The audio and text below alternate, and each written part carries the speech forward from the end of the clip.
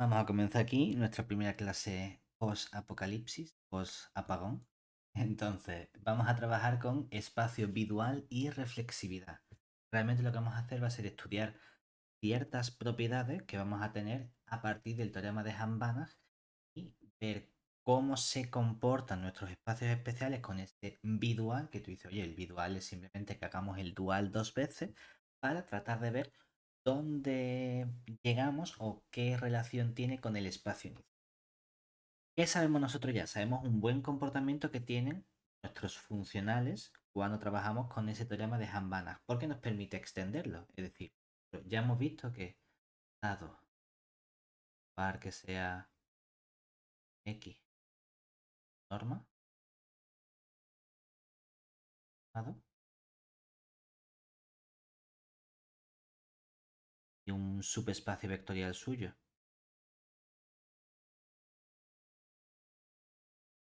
con el vectorial propio,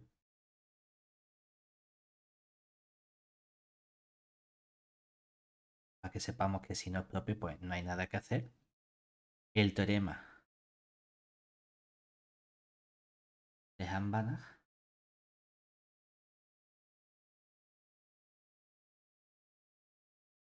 nos garantiza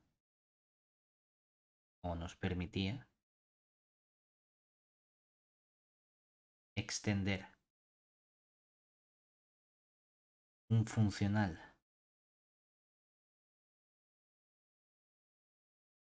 lineal acotado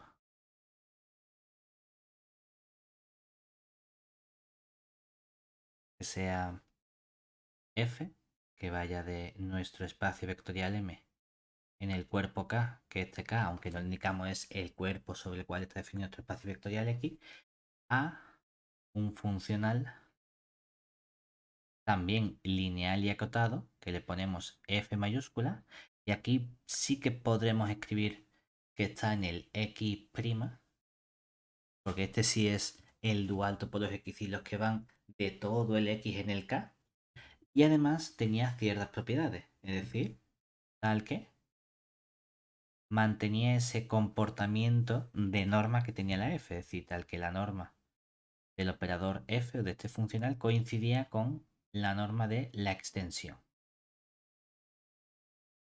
Bueno, pues vamos a ver que podemos precisar un poquito más.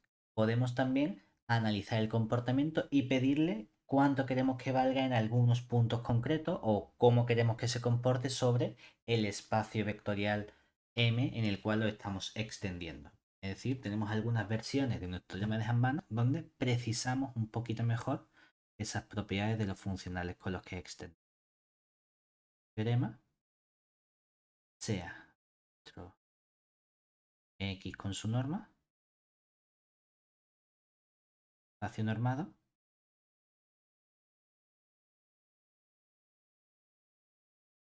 y nuestro M contenido en X, un subespacio vectorial, igual si podemos poner como si propio por si acaso. Entonces, si cogemos un punto x0 que esté en el conjunto X, pero obviamente queremos que esté en el X y no en el M. De modo que,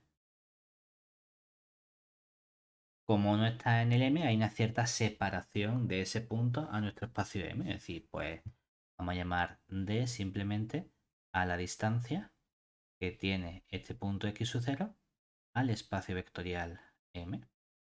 Bueno, pues si cogemos esta distancia y la prefijamos, entonces existe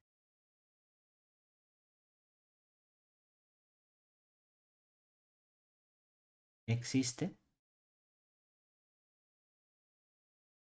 un funcional, vamos a llamar distinto en el libro, un funcional f mayúscula que esté en x', es decir, lineal y acotado en todo el espacio normado X, tal que vamos a controlar tres elementos. Vamos a controlar la norma de ese operador, es decir, la norma del operador f. ¿Cuál es la norma más sencilla que podríamos tomar? Bueno, pues podemos normalizar estos operadores, es decir, vamos a coger un operador que tenga norma 1. También podemos decir, oye, ¿y cuánto queremos que valga ese funcional justamente en el punto x sub 0? Pues ese funcional f que está extendiendo algo, vamos a ver, en ese punto x sub 0, quiero que coincida con la distancia que tiene el punto x sub 0 al espacio vectorial m, es decir, que esto coincida con d, y además que cuando cogemos el funcional y lo restringimos al subespacio vectorial, sea nulo. Esos tres elementos importantes le vamos a pedir a este funcional. El modo en el que vamos a demostrar este resultado va a ser justamente crearnos primero un funcional auxiliar adecuado sobre el espacio vectorial que necesitemos para luego, mediante el teorema de Hahn-Banach, poder extenderlo. Claro, para eso lo que necesitaremos será probar que ese funcional auxiliar que vamos a definir sea lineal y acotado. Una vez que tengamos eso, ya es simplemente aplicar y tenemos las propiedades correspondientes. Bueno, pues vamos a verlo. Es decir, bien.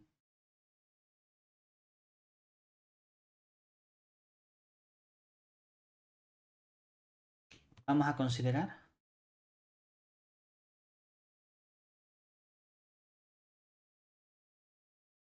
el subespacio vectorial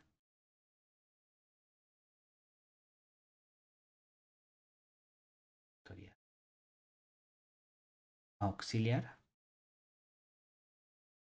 Vamos a ponerle m tilde, contenido en x, dado por nuestro m tilde va a ser lo que hemos hecho previamente los otros días, que es coger ese punto x0 que hemos dicho que no está en el espacio, añadírselo al espacio vectorial m, perdemos la estructura vectorial, bueno, cogemos el span lineal, es decir, cogemos nuestro span lineal de, me da igual que pongamos primero el x0 y luego el m o el m y el x0. ¿Que quién sería esto?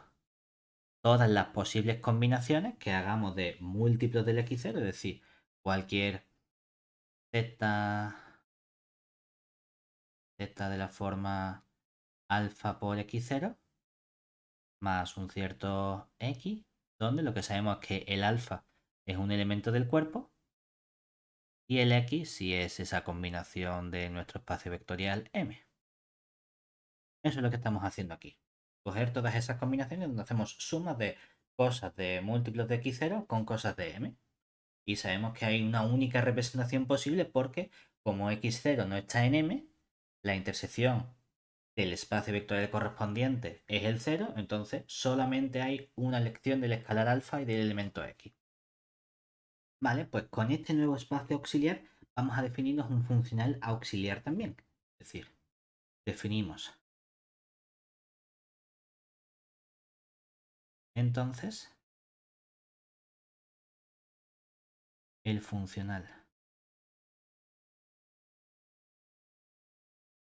auxiliar también. Tenemos todo auxiliar. Podríamos llamarlo f tilde, pero bueno, en verdad hemos puesto f, que va de este m tilde en el cuerpo K mediante f de ese elemento z, que sería dentro. Si nosotros pensamos el z, como hemos dicho, como esa combinación alfa x0 más el elemento x, queremos recuperar ese alfa y tomar la distancia de simplemente. Esta va a ser nuestra definición. Ojo, aquí ¿qué ocurre? Esta representación es única, es decir, observemos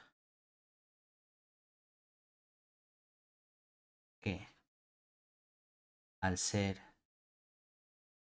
única la representación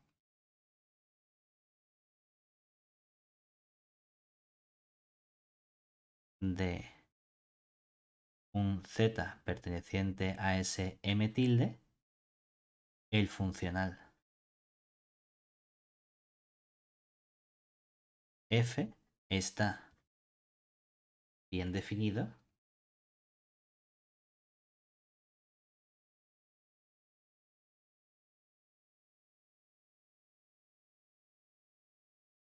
y es trivialmente lineal.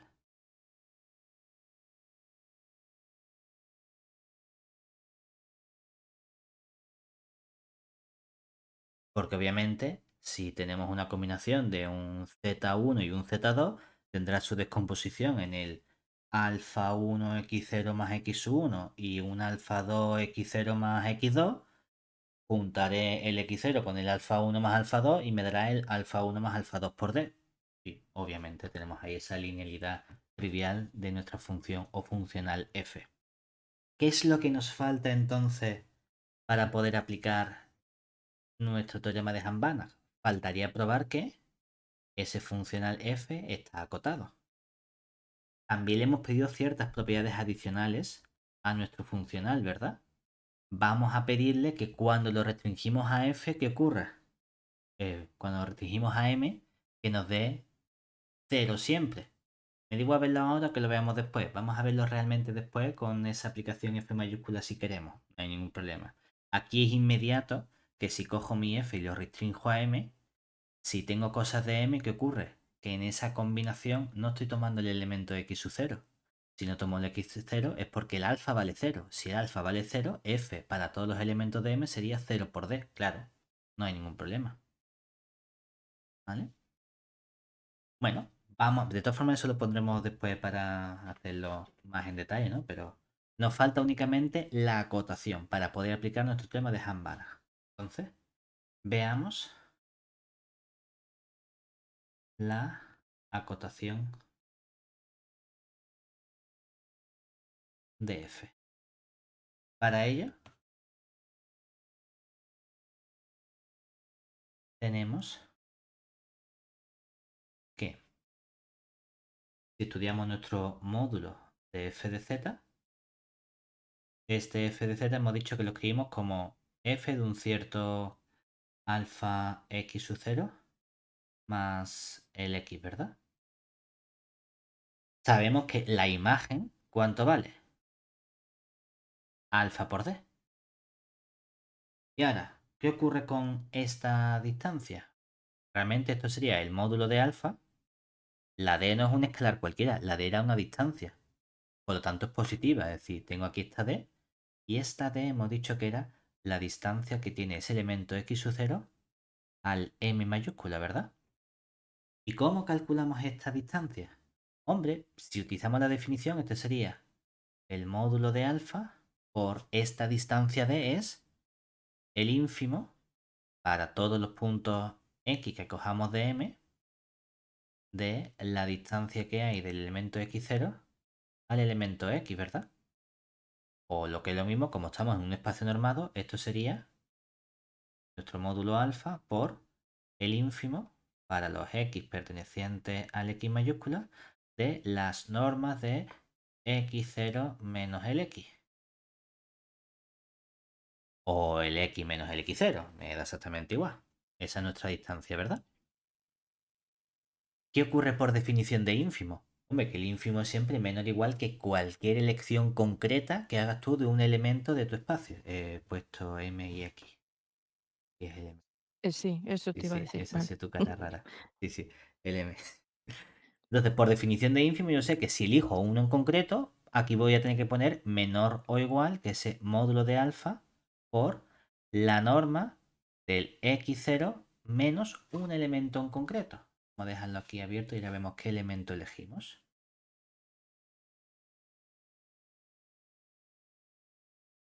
Hombre, ¿qué elemento me gustaría a mí tener?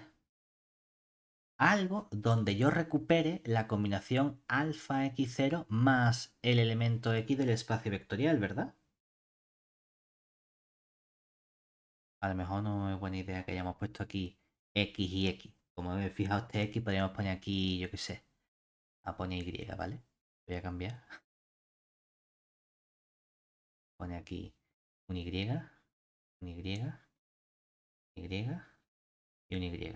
Porque hemos dicho que aquí el elemento X estaba fijado en esa representación del elemento Z, ¿no? Y ahora, si yo quiero meterle escalar alfa dentro, para que aparezca alfa x0 más x, claro, tú dices, ah, pues mira, al meter el alfa dentro, me quedaría alfa x sub 0. Aquí hay un menos. Quiero que sea un más. Bueno, pues coge entonces un elemento que sea menos x y dividimos entre el alfa, ¿verdad? Entonces, si elegimos precisamente tomando nuestro y como ese menos x partido por alfa, que ya nos suena también haber hecho estas combinaciones en otros resultados cuando hemos ido acotando y demás, ¿qué ocurre ahora? Que aquí lo que nos queda sería justamente la norma de este alfa dentro, entra dentro como alfa x sub 0 más el x. ¿Y quién es este elemento precisamente? El z, ¿verdad? O sea que esto nos ha quedado igual a la norma de z multiplicada por ¿cuánto? Por 1, ¿verdad? ¿Es 1 una constante mayor o igual que 0? Sí. Hemos conseguido que el módulo de f de z, la imagen de mi funcional f, está acotado por una constante y la norma de ese elemento, sea cual sea el elemento z que cojamos de nuestro m tilde. Sí, acabamos de verlo. En particular, ¿qué información nos da eso del funcional f? Que está acotado y también tengo información sobre la norma. Es decir, tenemos así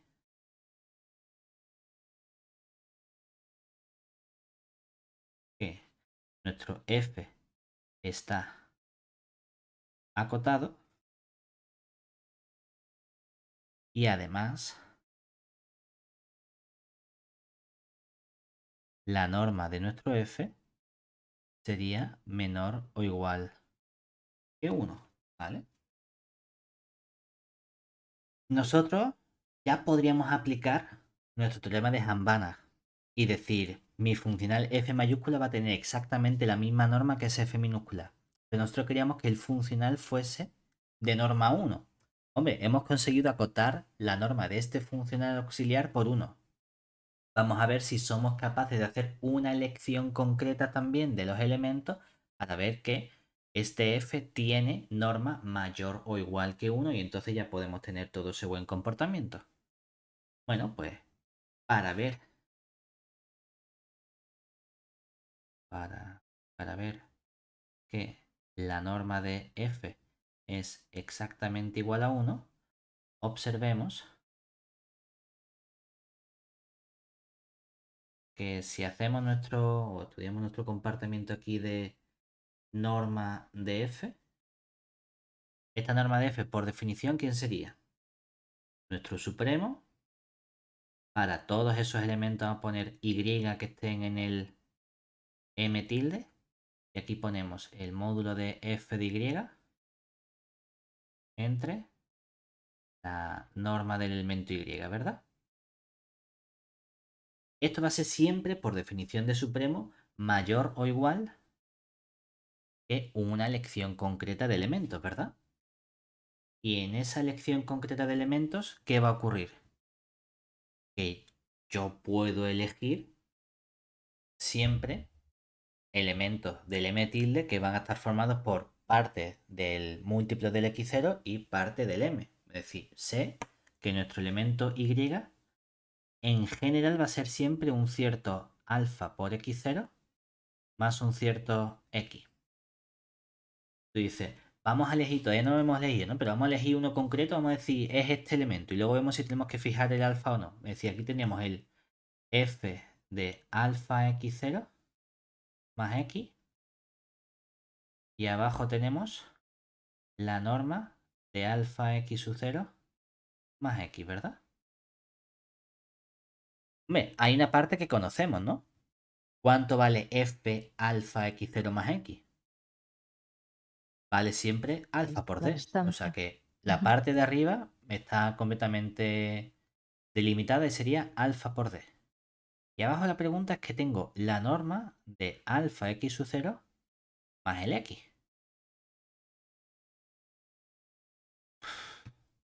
¿Y qué hacemos con esto? Porque en principio parece una cosa rara. Si no hubiese alfa, ¿podríamos hacer algo? Hombre, si no hubiese alfa, el x0 y el x se parece un poco porque el x0 es el punto y el x es algo que está del m, ¿verdad? Lo puedo relacionar con la distancia que hay del x0 a mi conjunto m, eligiendo un elemento en concreto. Entonces podemos decir, mira, da igual que tú fijes un alfa o que no te guste este alfa, lo saques factor común, en cualquier caso, ya sea bien eligiendo alfa como uno o dejando el alfa, podrías simplificar todo esto, ¿verdad? Aquí si quieres puedes poner el módulo de este alfa. Y podría decir, si yo, sé que el módulo me lo comí yo antes, si simplifico el módulo y saco este alfa fuera, ¿qué me quedaría arriba? Arriba de, y abajo tendría la norma del x0 más el x partido por alfa, ¿verdad? ¿Qué hemos hecho antes? Antes hemos dicho, si yo cojo la distancia d, que es la distancia del x0 al m, que esto es el ínfimo de la distancia de un elemento y del m, aquí tenemos esta distancia del x0 al y, que es lo mismo que el ínfimo de, nos queda aquí, el y perteneciente al m de la norma del x0 menos y. Claro, por ser un ínfimo, ¿qué ocurre? Esto es menor o igual que una elección concreta que tú hagas, ¿verdad? Es menor o igual que la norma del x0, ¿a dónde? A un elemento cualquiera de m que podría ser este elemento menos x partido por alfa, ¿verdad? Para que entonces nos quede, tomando aquí y igual al menos x partido por alfa, nos quedaría esta norma, aquí, norma del x0 más x partido de alfa, ¿verdad? ¿Y esto qué ocurre? Que esto es cierto para qué valores.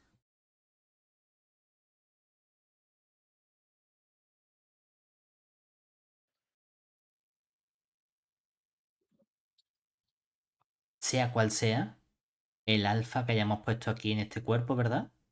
Mm. No sea cero, ¿no? Para no tener problema a la hora de dividir. Entonces, nosotros sabemos que esta distancia es siempre menor o igual que esta parte de aquí. Si nos queremos poner muy estrictos, podemos convertirlo en un menor estricto, ¿verdad? Permitiendo un cierto error epsilon y acercarte todo lo que tú quieras, ¿verdad? Entonces, como esta distancia es menor o igual que esto, si tomamos epsilon mayor que 0, obtenemos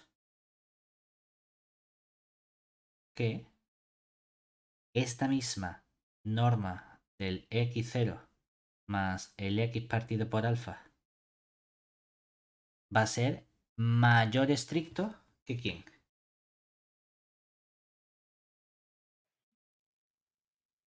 Y la distancia más el epsilon. Que la O sea, distancia. menos el epsilon, entonces. Mm, Espérate. Porque si es mayor. Es que siempre me lío yo con estas cosas. Tenía que sumarle aquí el epsilon, le podríamos poner menos el epsilon. Es Sí, decir, teníamos menos. aquí el menos epsilon. Menos epsilon. Vale. Problema de esto. Que sí, hemos hecho esta acotación, ¿verdad? Y tú dices, dama, no hay ningún problema en principio. Pero, ¿dónde aparece aquí nuestra norma? Aparece dividiendo.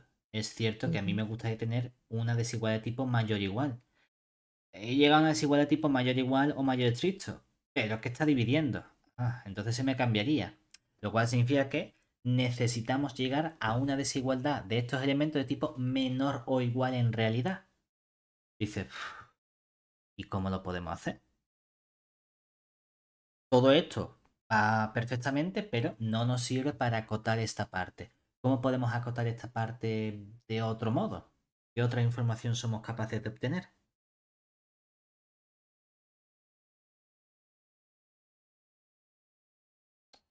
Fíjate que, por otro lado, sin embargo, si fijamos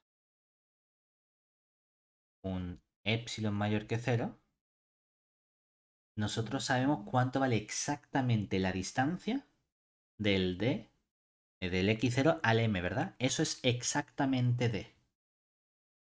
Entonces, vamos a poder acercarnos tanto como queramos a esa distancia d. Lo cual significa que existe siempre un elemento de nuestro espacio vectorial m, es decir, un cierto x1 perteneciente al m, tal que cuando yo estudio la distancia que hay del x0, voy a poner aquí menos x1, pero bueno, vamos a poner directamente, para que no sea con distancia, vamos a poner la norma del x0 a ese elemento x1, a poner la distancia del x0 al x1, que esto sea tan chica como nosotros queramos, en el sentido de que no va a ser exactamente igual que la distancia d. La distancia d va a ser casi, casi, casi. ¿Eso qué significa? Que si le añado un poquito a esa distancia, entonces ya nos hemos pasado. ¿Cómo puedes interpretar esto realmente? Lo puedes interpretar como una especie de axioma del supremo con la distancia que son números reales. Claro, o del ínfimo, lo que más coraje te dé. Si nos estamos acercando y esa d es el ínfimo de esa distancia, como yo me pase un poquito, va a haber un elemento que tiene una distancia más chica.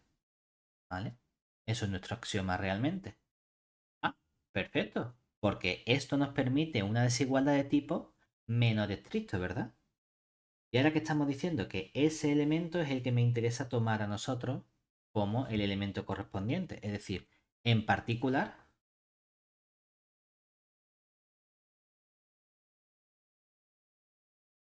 para ese elemento x1 que verifica eso, si en lugar de tomar este elemento y que hemos tomado cualquier combinación, tomamos la que nos proporciona ese, y tomamos el elemento y como, fíjate, en esta distancia del x0 y el x1, que estaríamos diciendo que va a ser el elemento 1 por x0, pienso yo bien, menos el x1, ¿verdad? Porque ese es el que nos da la distancia con la norma. Tendríamos que, ahora qué ocurre con esa norma de f. Ya hemos dicho, mira, la norma es el supremo, eliges una combinación, hemos dicho una combinación cualquiera, ¿no? Vamos a elegir ahora, en lugar de alfa x0 más x, vamos a elegir la combinación que sería 1 por x0 menos ese x1. Entonces nos va a quedar mayor o igual que arriba nos va a quedar ¿cuánto? Como el alfa vale 1, sería d, y abajo ¿qué tendríamos? La norma de quién? Del x0 menos x1. Anda, pero es que esta norma es justamente lo que hemos puesto aquí, que es la distancia del x0 a ese x1, ¿verdad? Eso sabemos que es más chico que epsilon, que d más epsilon. Por lo tanto, como está dividiendo, nos queda más grande que el d partido d más epsilon. Y ojo, esto es válido sea cual sea el epsilon mayor que cero que nosotros cojamos. Entonces, si tomas límite cuando el epsilon sea tan chico como tú quieras, ¿cuánto tiene que valer la norma de f?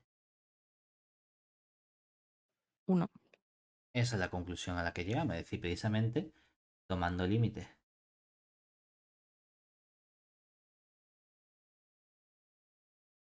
cuando nuestro epsilon tiende a 0 más, concluimos que nuestra norma de f es mayor. Al tomar límite se convierte en un mayor o igual, pero bueno, podemos dejarlo un mayor estricto, mayor o igual que 1, por lo que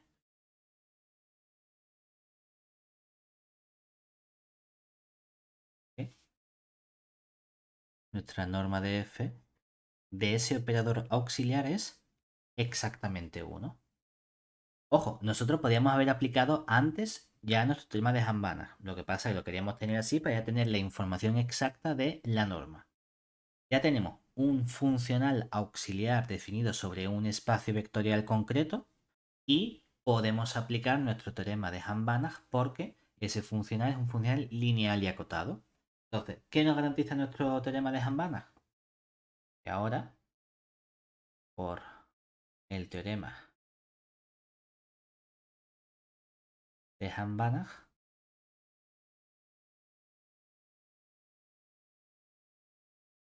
existe un funcional f mayúscula que está en x', es decir, lineal y acotado, tal que la norma de f mayúscula coincide con la norma de f y f mayúscula restringido a m en la f. En particular, tenemos que, por un lado, la norma de f coincide con la de f minúscula, que ya hemos estudiado que vale 1. Perfecto. Segundo, ¿qué ocurre con f mayúscula en el punto x sub 0? Esto lo podemos expresar como ¿quién?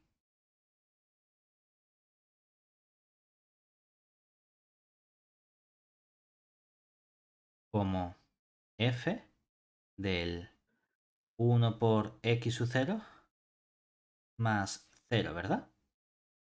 ¿Qué ocurre con esto de aquí? Bueno, es alfa por d, como alfa es 1, pues te queda x0. ¿No? Queda O 1 sea, por te queda d, d, perdón. que nos queda d. Ujú. ¿Y qué ocurre justamente cuando f lo restringimos a m?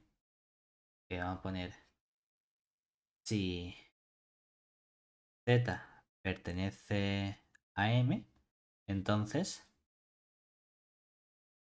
z se expresa como 0 por x sub 0 más un cierto x, con x perteneciente a m, ¿verdad? Por lo que,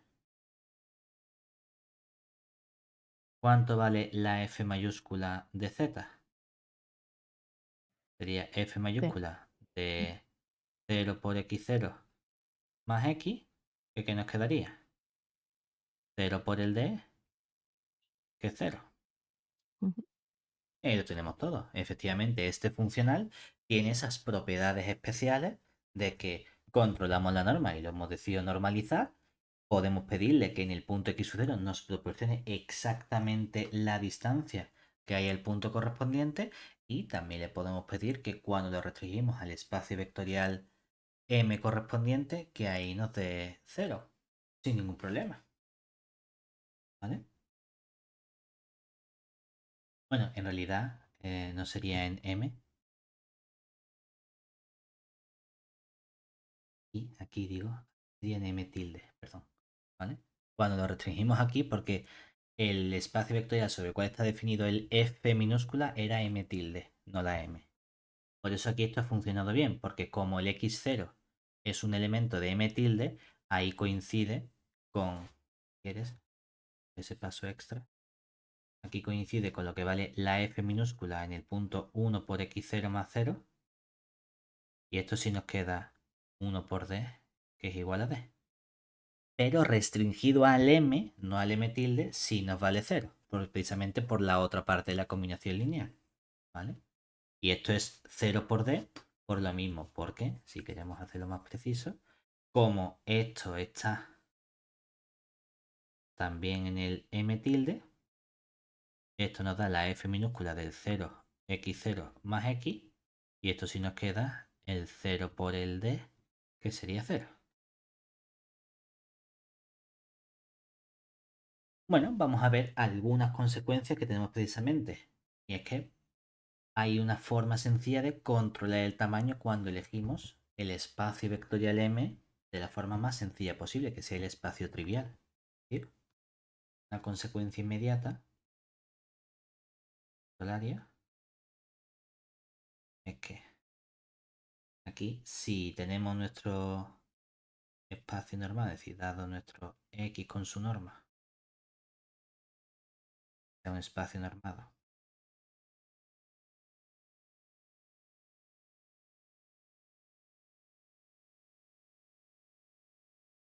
y un elemento x0 perteneciente al X con x0 que sea no nulo, entonces existe f funcional que esté en todo x', es decir, lineal y acotado, tal que controlamos la norma del funcional por 1 y además podemos estudiar precisamente cuánto vale f en ese punto x0. Y f en el punto x0 es simplemente la norma que tenga ese punto. ¿Qué tenemos que hacer aquí simplemente? Oye, si eliges el espacio vectorial M como el espacio trivial, ¿qué ocurre cuando aplicamos el resultado anterior? Que la distancia que hay del x0 al espacio 0, como solamente hay un elemento, es x0 menos 0, que sería la norma del x0. Esta es nuestra aplicación o nuestro valor de que teníamos antes. No tenemos nada más que hacer, claro. Esa es la aplicación inmediata sencilla que tenemos de esta parte. Lo guay es que entonces podemos estudiar justamente cuál es el comportamiento que tiene este espacio dual en función de lo que ocurra con el espacio normado. Es decir,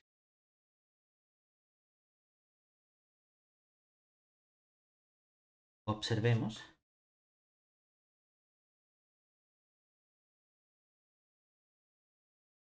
que si nuestro X con su norma es un espacio normado,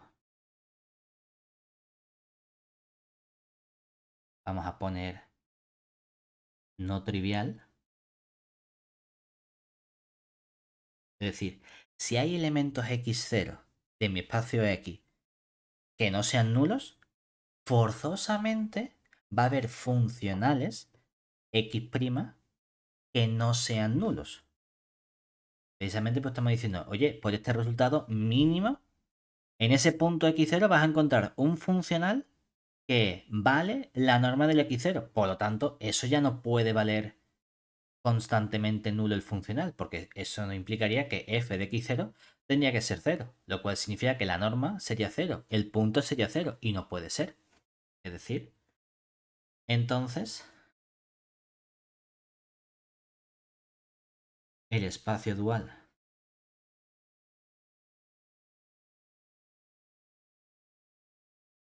x' no puede ser trivial.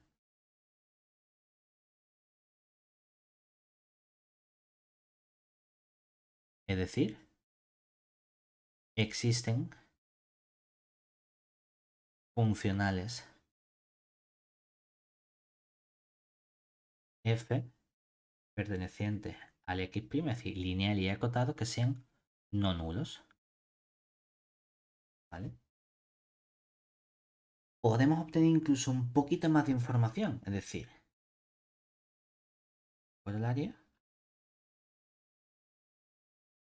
si tenemos nuestro espacio normal, es decir, dado nuestro X con su norma, que sea un espacio normado,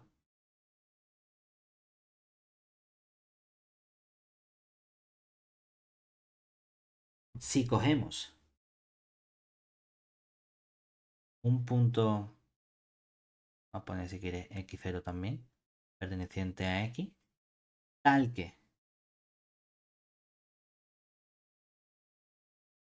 cuando cogemos f de x0, eso nos da 0 para todo funcional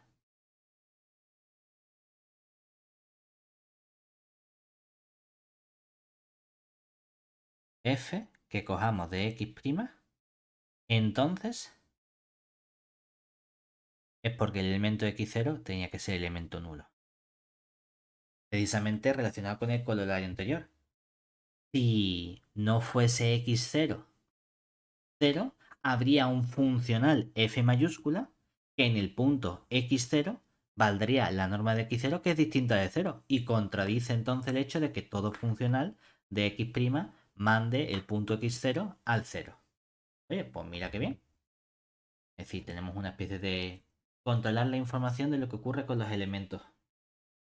Claro, esto ya empieza a plantearnos la pregunta de ¿y qué pasa cuando estudiamos un funcional de ese dual? Es decir, ¿a qué mandaría en realidad una aplicación este funcional f del x'? Porque tenemos un comportamiento de lo que hacen los funcionales con lo que ocurre en los puntos. Es decir, observemos que si consideramos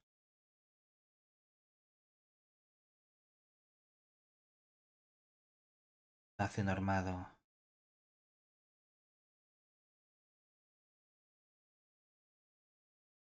x con su norma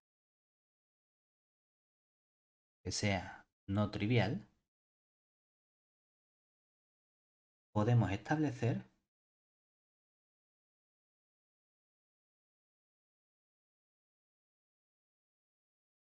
una relación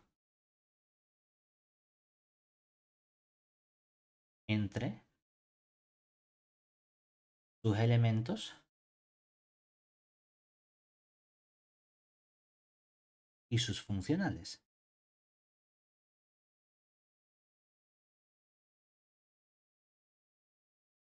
Porque lo que estamos viendo antes previamente es precisamente que si tengo información del elemento, veo qué comportamiento tiene el funcional y si conozco el comportamiento que tiene todos los funcionales sobre el elemento, tengo información del elemento. Entonces podríamos tratar de ver qué ocurre con ese comportamiento entre elemento y funcional.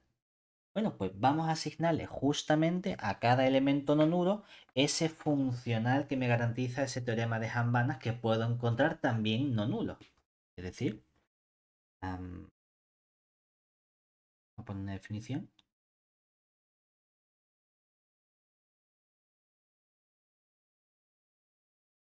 Voy a poner dado. Bueno, poner sea x más de x, espacio normado,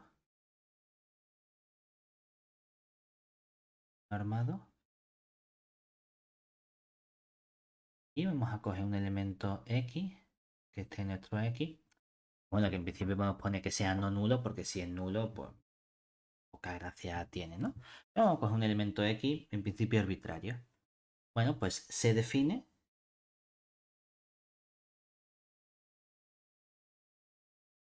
el funcional. En el libro le ponen un x gorrito. Hay otro sitio en los que lo vas a ver a lo mejor con un x asterisco. Esto es simplemente notación. El X asterisco se utiliza más cuando al dual se le pone la notación del dual algebraico del asterisco en lugar de la prima que utilizamos aquí. Pero bueno, por eso decimos, en este libro le vamos a poner el gorrito simplemente.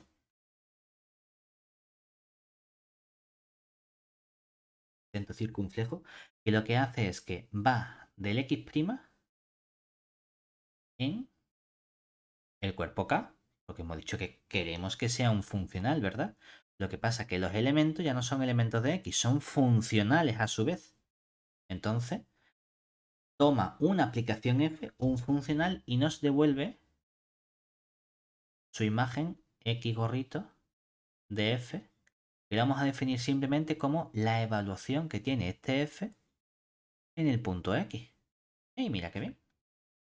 Esa es la relación que estamos haciendo. Entonces, a priori, ¿dónde está este elemento?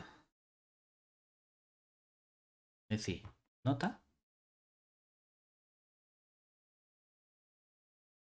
En principio, podemos observar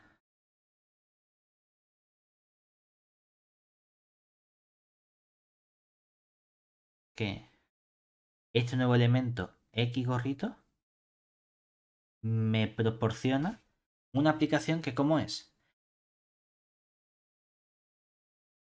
Seguro es lineal, ¿verdad? Porque si hago una combinación alfa f más beta g, el x gorrito de alfa f más beta g me da alfa f más beta g evaluado en x, que como los f y los g son lineales, nos queda simplemente nuestro alfa f de x más beta g de x. Como el x gorrito mínimo es lineal, eso estaría ¿dónde? En la L de x' acá. Que ojo, esto sería del x' calculamos el dual algebraico. Sería la prima y y el asterisco, ¿verdad? Por eso también le ponemos a veces el x asterisco. Pero podemos mejorar un poquito más el comportamiento. Vamos a ver que en realidad esta aplicación ecorrito también está acotada. Lo cual significa que va a estar en el dual del dual, que es lo que vamos a llamar el bidual. ¿Sí? Vamos a ver que además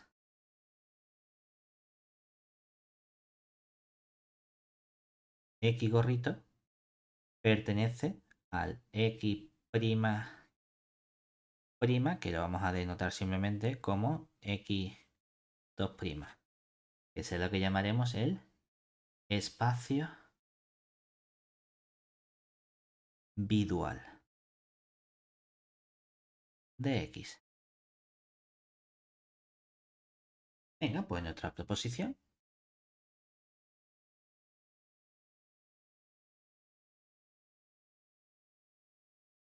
sea, a poner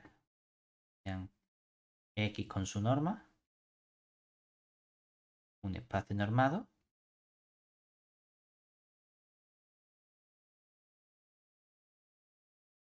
y vamos a poner un elemento x que esté en nuestro x. Se verifican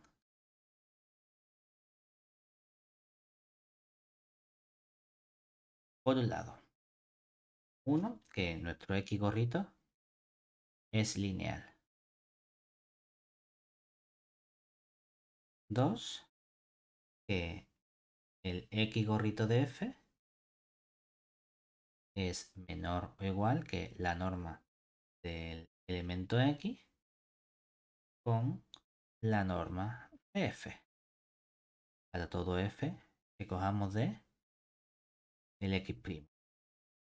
Y tercero, que nuestro x gorrito pertenece al bidual prima prima, y además la norma de este x gorrito como funcional lineal acotado es menor o igual que la norma del x.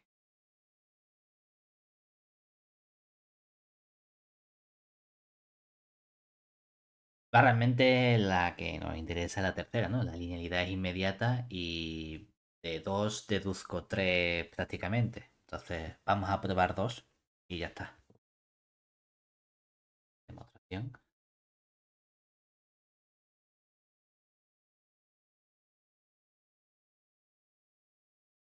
Si estudiamos 2, tenemos que,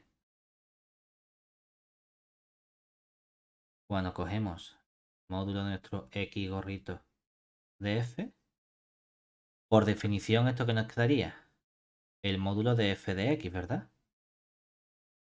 Como f es acotado, es decir, f sí que pertenece a x', esto lo puedo acotar por una constante, en particular la mejor constante es la norma del operador f por la norma del x. Pero cuidado, recuerda que nos interesa siempre que aparezca constante por la norma del elemento. Para nuestro x gorrito, ¿cuáles son los elementos? ¿Cuáles son los puntos? Las f's, no las x, ¿verdad? Es decir, esto que tenemos aquí, esta sería nuestra constante que vamos a llamar k. Aquí nos quedaría una constante k que es mayor o igual que 0 por la norma de este elemento f. ¿Eso qué implica? Que entonces el operador k gorrito está acotado. Aquí podemos poner que es mayor estricto porque salvo que cojas el 0, en cuyo caso es todo trivial, ¿no? Está acotado. Y además, ¿cuál sería la norma de este x gorrito como operador? Menor o igual que la de esa constante k que hayas encontrado. ¿Y cuál es la constante k que hemos encontrado? La norma del x, que era justamente lo que queríamos demostrar. Ah, pues es que hemos hecho 2 más 3.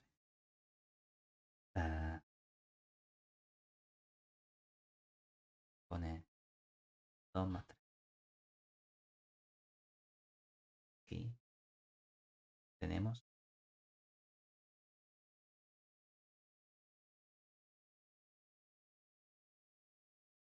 No, porque 2 sería esto primero y 3 en la flechita. Es decir, lo separas en 2 y poco más. ¿Qué sería lo maravilloso además? Que hubiese una igualdad entre la norma de esos dos elementos, entre la norma del operador del bidual y la norma del elemento x. Eso sería maravilloso. Oye, pues sí que va a ser posible. Es decir, vamos a poder mejorar este comportamiento. Oye, realmente le voy a poner como una nota. O bueno, le voy a poner como una nota, aunque pueda ser un resultado, ¿no? Ah, tenemos además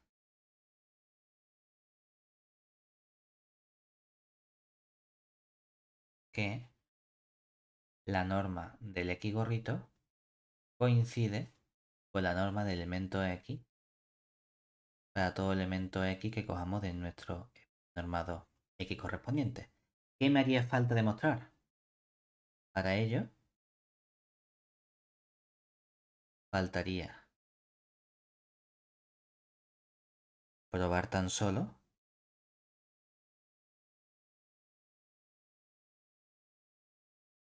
la desigualdad restante, ¿verdad?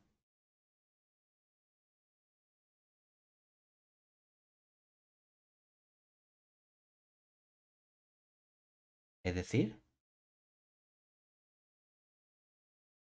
que la norma de nuestro x gorrito es mayor o igual que la norma del elemento x. ¿Cómo podemos probar estas cosas? Normalmente la idea es cogemos la norma del operador como definición, nuestro supremo, acotamos por una elección concreta. Hombre, lo guay es que sabemos que si cojo un elemento x, hay un cierto funcional que coincide con ese elemento. Es decir, para ello, por el vamos a poner teorema de Ambanach y sus consecuencias.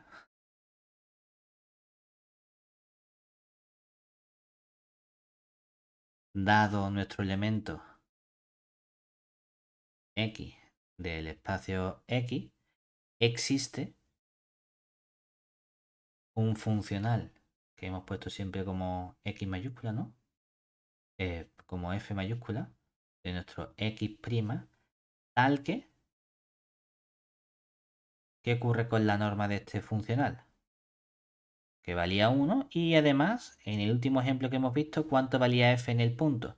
Lo pusimos con x0, pero f en el punto x0 coincidía con la norma que tuviese ese elemento en el punto X correspondiente, ¿verdad? Es decir, puedo encontrar un funcional lineal y acotado que tenga norma como funcional 1 y de modo que en el punto X sea la norma del elemento X. Ah, pues entonces, ¿quién sería la norma de nuestro X gorrito como operador? El supremo. Si queremos, podemos limitarnos a las normas de funcionales f minúscula igual a 1 de el X gorrito de f minúscula. Y no hay que dividir porque ya hemos limitado a que la norma del operador o del elemento correspondiente sea 1, ¿verdad? El supremo va a ser siempre mayor o igual que cualquier elección que tú hagas de elementos que verifiquen estas propiedades. Ah, pues mira, este funcional f mayúscula cumple las propiedades. Es un elemento de el dual x' y cumple que tiene norma 1. Entonces esto va a ser siempre mayor o igual que el x gorrito en ese f mayúscula. ¿Qué hacía el x gorrito con un funcional? X gorrito en un funcional me devolvía el El funcional, valor pero evaluado en el punto X. Y he elegido el funcional f de x o f de modo que en el punto X me devuelve la norma del elemento X. Ah, pues ya lo tenemos ahí justamente. Esa ha sido la elección concreta del funcional adecuado que hemos hecho. ¿Vale? O sea que efectivamente también tenemos la igualdad entre ese elemento X y ese funcional de funcionales, por así decirlo. Vale, muy bien. ¿Todo esto para qué? Básicamente. Bueno, porque vamos a poder establecer entonces una relación entre, no entre el espacio y el cuerpo, sino entre el espacio y ciertos duales. Fíjate, ¿qué está haciendo el bidual en realidad? ¿Qué hace un elemento del bidual? Cuando yo evalúo un elemento del bidual, ¿qué me devuelve? un elemento del X. Del X. No es exactamente lo mismo, ¿verdad? Pero puedo asociar porque a cada elemento X puedo construirle ese elemento del bidual X'', ¿verdad? Para cada X me puedo construir mi X gorrito. Los dos espacios no son exactamente iguales, pero son muy parecidos. ¿Qué significa para nosotros que las cosas sean muy parecidas? Que haya una aplicación de uno en otro, que haya una biyectividad, que haya una simetría, que haya algo lineal. Todo ese es el comportamiento que queremos estudiar. Bueno, pues vamos a ver si establezco una relación entre los elementos del X y los elementos del bidual, cómo de buena es esa relación. ¿Sí? Definición.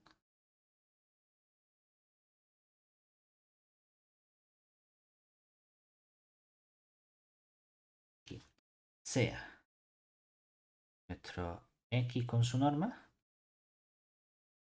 un espacio normado.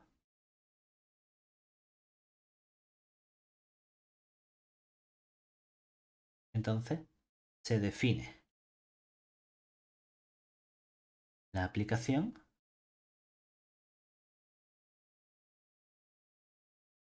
a la y que va el X en el bidual prima prima, donde a cada elemento X le asociamos su phi de X, que va a ser simplemente el elemento X gorrito. Bueno, pues esta aplicación, la aplicación phi anterior, recibe el nombre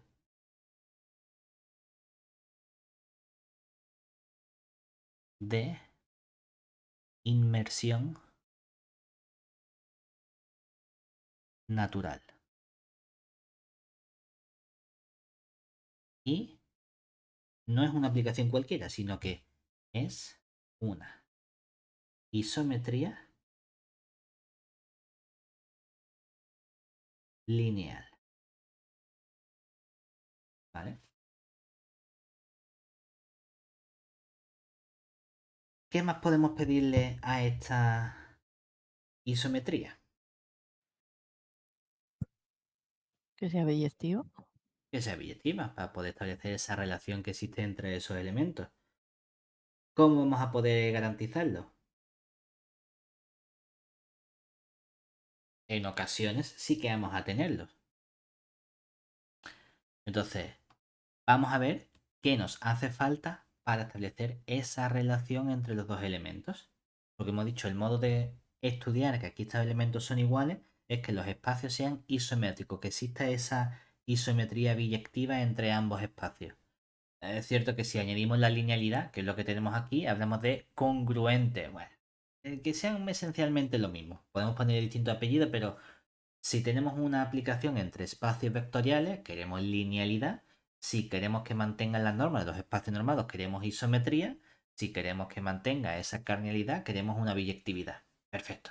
Lo queremos todo, en realidad, porque tenemos espacios normados con la misma carnalidad, con esas operaciones de espacio vectorial y con las normas correspondientes. Es decir, quiero una aplicación que sea lineal, que mantenga las normas y que sea biyectiva. Eso es lo que vamos a llamar esa isometría biyectiva lineal, ese isomorfismo lineal. Eso es lo mejor de todo. Bueno, pues no siempre vamos a tener este buen comportamiento de esta aplicación. Pero cuando lo tengamos, sí que le vamos a poner un apellido especial a nuestro espacio X. Es decir, definición,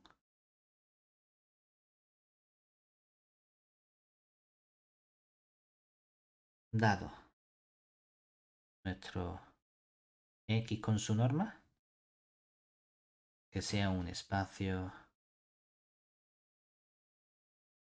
normado, diremos que X es reflexivo si la aplicación phi anterior es sobreyectiva.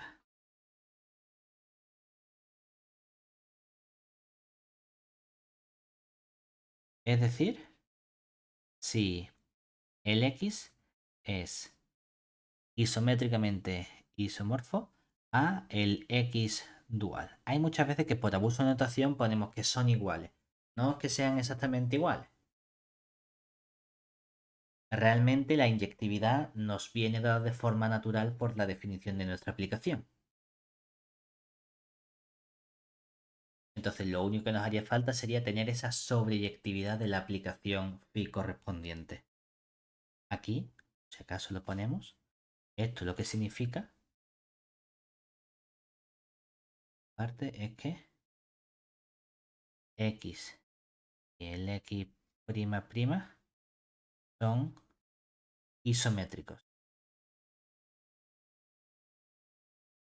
Y recuerda que isométrico significa que existe una isometría, pero biyectiva. ¿Vale? En el caso de que haya linealidad, este concepto de ser isométrico lo transformamos en ser congruente y no hay ningún problema. Me da igual que le llame simplemente isométricos o congruentes, depende de si añadimos la linealidad de la aplicación o no. En el momento en el que trabajamos con espacios vectoriales, vamos a pedirle que sea lineal sin ningún problema. ¿Vale? O sea, que nos viene de regalo en esta parte de aquí. Entonces la pregunta natural es, ¿qué espacios normados son reflexivos? Todos, ningunos, algunos, tiene que ver con dos elementos fundamentales, que son los espacios normados y los espacios de Hilbert. Y esencialmente tiene que ver con ese buen comportamiento de completitud o no que podamos tener. Y pregunta natural, una vez que metemos este concepto, sería, bueno, ¿qué espacios normados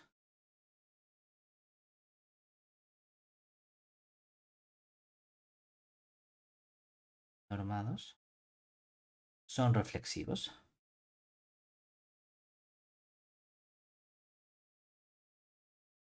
Lo importante es que la reflexividad, la misma reflexividad que cuando estudiamos nuestras relaciones de orden o de equivalencia, pues la reflexividad aquí nos establece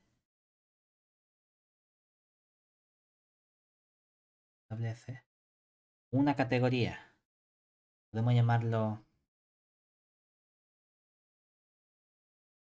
intermedia a los espacios de Banach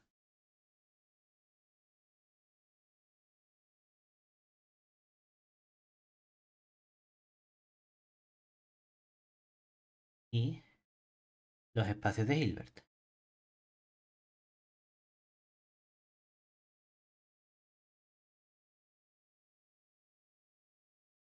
Debido principalmente a los siguientes resultados. Vamos a poner de forma esquemática, en lugar de como tres proposiciones, de como 1, 2 y 3. La primera, si queremos algo intermedio, queremos tratar de ver, oye, ¿qué información tenemos? Banach e Hilbert hacen referencia a completitud. De los dos espacios, ¿cuál es más fuerte? Hombre, es que todo espacio de Hilbertiano o espacio de Hilbert, es decir, todo producto escalar, define una norma. Por tanto, automáticamente en el momento en el que tenemos un espacio de Hilbert, vamos a tener también un espacio de Banach. Si queremos una especie de cosa intermedia, sería como pensar mentalmente, aquí están los Banach, aquí están los Hilbert, aquí en medio están los reflexivos, ¿no? Y que sea intermedio significa que hay una especie de categorización entre estos elementos. Es decir, que si algo de Hilbert sea reflexivo, si algo de reflexivo sea Banach. Eso es justamente lo que vamos a tener. Es decir, primero, si X es reflexivo, entonces, o bueno, entonces es Banach. ¿Cuál sería nuestra demostración en esta parte?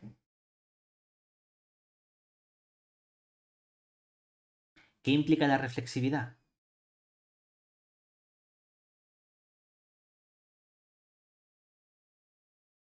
Que el X bidual es isométrico al X, ¿verdad? Que sea isométrico significa que tienen ese mismo comportamiento. ¿Y qué hace o quién es el X bidual? Son las cosas que van de dónde a dónde. Las aplicaciones que van del X' al cuerpo K. ¿Y qué sabíamos de las aplicaciones o del comportamiento entre espacios X e Y? A lo mejor ya nos pilla un poco lejos, pero recordemos que cuando teníamos esas aplicaciones lineales que iban de un X en un Y, Sí, que el el si buen verbenas Banach, comportamiento, el buen sí, comportamiento del final me lo daba sobre mi conjunto de aplicaciones lineales, ¿verdad? Y sabemos que el X', esta parte de aquí, que es el L del X', este conjunto de aquí es Banach. Pues, ¿qué ocurre entonces?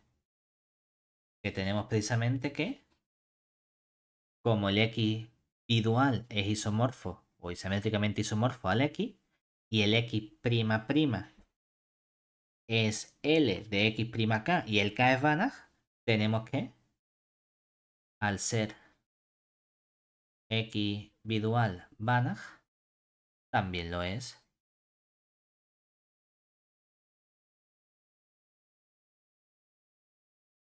el X,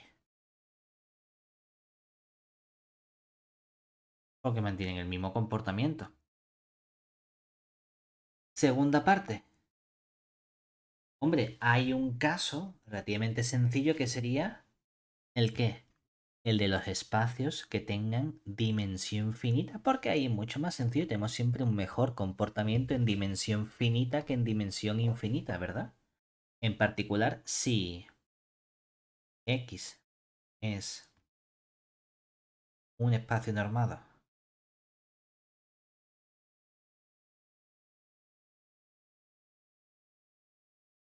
con dimensión finita,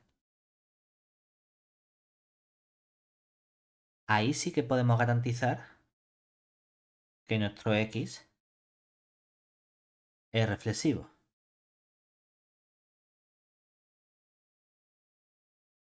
Precisamente ¿por qué? Porque basta ver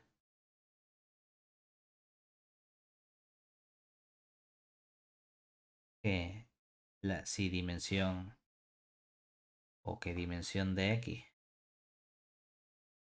si es igual a n, implica que la dimensión del x', ¿cuánto valía también? La misma n, ¿verdad? Y entonces, ¿cuánto vale la dimensión del x''?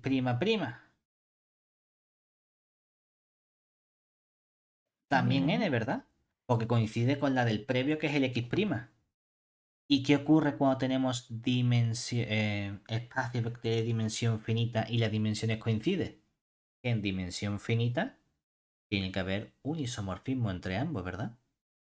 Y obviamente es biyectivo por ser finito, por lo tanto, al ser dimensión de x igual que la dimensión del bidual, tiene que haber una aplicación que me lleve uno en el otro. Lo cual significa que tenemos esa reflexividad de nuestro espacio. Ah, vale. Última parte. Nos falta únicamente ver que ser Hilbert mejora ese comportamiento de reflexividad, con una demostración un poquito mejor de la que aparece en el libro, para hacerlo más claro. Es decir, nosotros queremos ver en esta parte final que si nuestro X es de Hilbert, o es Hilbert simplemente, que entonces X es reflexivo. Que realmente, siguiendo la misma idea que hemos tenido aquí de demostraciones más o menos sencillas e inmediatas, como poníamos en esta parte, sería, oye, pues queremos ver precisamente con esta definición que hay, o que el espacio X con el X dual son isométricos, es decir, que hay una isometría biyectiva. Que realmente la isometría biyectiva es esta phi que hemos definido como dimensión natural, pero con encontrar una en concreto sería suficiente. Entonces, ¿qué queremos hacer nosotros justamente? Bueno, pues para ver que X y X bidual son isométricos, observemos primero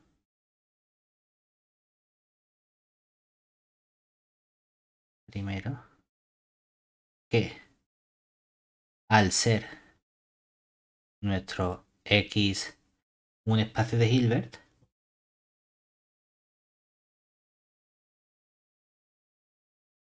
también lo es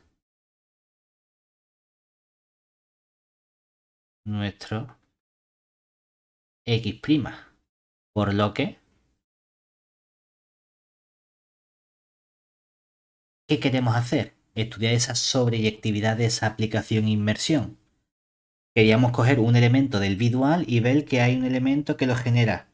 Vale, pero si yo tomo un G que esté en nuestro bidual, en particular este bidual es el dual del X'. Como esto es un funcional y X' es un espacio de Hilbert, podemos aplicar nuestro teorema de representación de Riesz en espacios de Hilbert. Es decir, entonces, por Riesz, sabemos que va a existir un elemento, y además sabemos que ese elemento es único. Hay un único elemento de X', vamos a llamarlo F porque es un funcional. Vamos a poner un subíndice G para decir el asociado al G que esté en el X', tal que podemos expresar nuestro elemento G del bidual como el producto escalar de cual, o vamos a poner que G aplicado al F más bien, va a ser el producto escalar de cualquier F con ese elemento F sub G, ¿verdad? Y esto es para todo F que cojamos de el dual. Y además había una relación entre la norma de este operador G con la norma del elemento que hemos encontrado para representarlo, ¿verdad? Que tienen la misma norma como elementos del operador. Ah, pero es que análogamente Análogamente, si yo cojo entonces este elemento f sub g, ¿qué ocurre con ese elemento f sub g del dual x'? Que es un funcional y como x' y x son espacios de Hilbert, que podemos aplicar teorema de representación en espacios de Hilbert. Es decir, ahora, como es el dual de x y x es Hilbert, aplico nuestro teorema de representación de Riesz. ¿Y qué tenemos? Que existe un único elemento, podemos llamarlo aquí si queremos x. Es que el x depende de este. Bueno, podemos poner un x sub f sub g si quiere contando su índice, que esté en nuestro x, tal que cuando cogemos el f sub g y lo evaluamos en cualquier punto x, eso es simplemente el producto escalar de este elemento x con ese elemento concreto. En teoría el otro día lo llamamos y, creo, ¿no? O h o alguna de esas dos cosas. Con el elemento x sub f sub g. Y entonces, esto es cierto para todo elemento x que cojamos de nuestro espacio x. Y además, ¿qué tenemos también? Que la norma de ese funcional f sub g coincide con la norma del elemento concreto que hemos elegido, que es el x sub f sub g. Aquí sí vamos a poner un subíndice x para indicar que la norma del espacio normado. Ya lo tenemos porque realmente cuando concatenamos estas dos cosas, ¿qué tendríamos entonces? Que, por lo tanto, tenemos las isometrías. ¿Qué isometrías serían? Llámala phi. Mira, para no cobrarme la cabeza voy a poner phi sub 1 y ya está. Una phi sub 1 que vaya primero del x, me da igual, ¿qué prefieres? ¿Del x' en el x bidual o del bidual en el prima? ¿Qué te da más coraje? Da igual. Digo, porque como son Del prima biyectivas, en el bidual, venga. venga, entonces ponemos De aquí del prima. x' en el x bidual, ¿verdad? Que lo que estamos diciendo es que a cada uno de esos elementos que hemos llamado f sub g le hacemos corresponder ese phi de f sub g, que es la g correspondiente. Dice, no, es que lo has definido al revés. ¿Qué más da? Si hay una biyectividad. Si tienes el g, tienes la única f sub g, lo que más coraje te dé. Y tienes también una aplicación phi sub 2 que va entonces del x en el x'. ¿Y qué tenemos con esta x? Que a cada elemento x sub f sub g le hacemos corresponder el funcional. Esto es un phi sub 1. Phi sub 2 de x de f sub g que nos devuelve el correspondiente funcional f sub g. Por lo tanto, cuando nosotros realizamos la composición de estos elementos, ¿qué obtenemos? Que si aplicamos la phi sub 1 circulito con la phi sub 2, todo eso sobre un cierto elemento x sub f sub g, que nos está devolviendo esto entonces. El elemento g correspondiente. Este elemento es el que estaba en el espacio normado o de Hilbert x. Este elemento es el que está en el bidual x'. Esta aplicación es una isometría biyectiva y las dos cosas nos las proporciona el qué?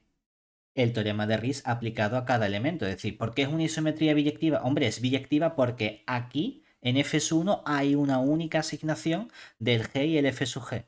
Y la phi sub 2, ¿por qué lo es? Porque hay una única asignación del f sub g con el elemento x sub f sub g. Es decir, esas dos aplicaciones son biyectivas y sabemos que la composición de aplicaciones biyectivas es biyectiva. ¿Por qué es una isometría? Porque hemos dicho precisamente que la norma del elemento XFG coincide con la del FG y eso coincide con la de G. Es decir, coinciden las tres cosas. Por lo tanto, la norma de la imagen, que sería la G, coincide con la del elemento que es F sub G. Y aquí tenemos justamente que si hay una isometría biyectiva, voy a poner por si acaso aquí abajo, es que luego el X es isométricamente isomorfo al X bidual, que es lo que queríamos demostrar. Y así queda mucho más claro que lo que tenemos en el libro. ¿vale?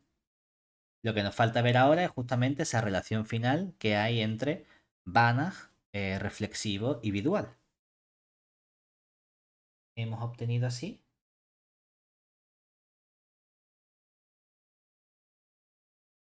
¿Sí? ¿Qué? ¿Dónde lo pongo? Aquí Banach. Tenemos aquí reflexivo. Y tenemos aquí Hilbert,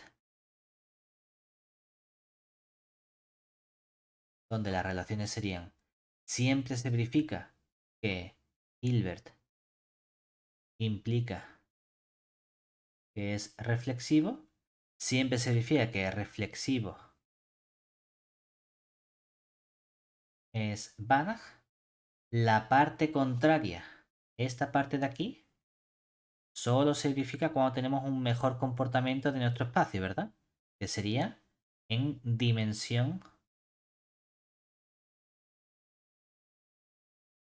finita. En otro caso, lo que tendríamos es que si la dimensión no es finita, esta parte de aquí ya no tiene por qué ser cierta en general. Dimensión infinita. Oye, que a lo mejor hay situaciones en las que sí, ¿eh? Decimos que en general no es un sí solo sí. Igual que reflexivo no va a implicar que sea un espacio de Hilbert. Oye, que a lo mejor hay casos de que son reflexivos y son Hilbert, pero que no es un sí solo sí de forma general. ¿Vale? Y podemos ver el próximo día algunos ejemplos de espacio reflexivo y de cómo calculamos esos biduales correspondientes. ¿Vale?